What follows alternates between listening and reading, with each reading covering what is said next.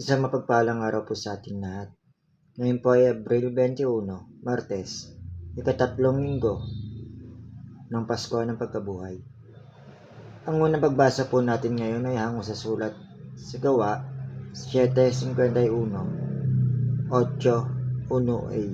Ang ebanghelyo po natin ngayon ay hango sa sulat ni San Juan 6:30 hanggang 35.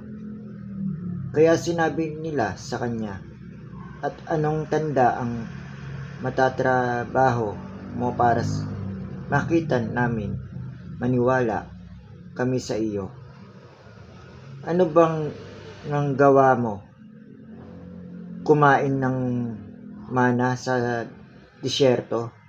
Ang aming mga ninuno, ayon sa naisusulat, binigyan sila ng tinapay mula sa langit at kumain sila."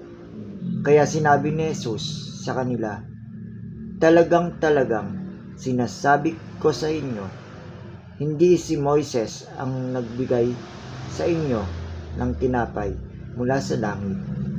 Ang Ama ko ang nagbibigay sa inyo ng totoong tinapay mula sa langit.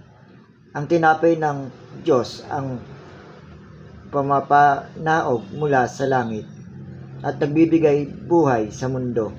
Kaya sinabi nila sa kanya, Lagi niyo pong ibibigay sa amin ang tinapay na ito. Sinabi ni Jesus sa kanila, Ako siyang tinapay ng buhay.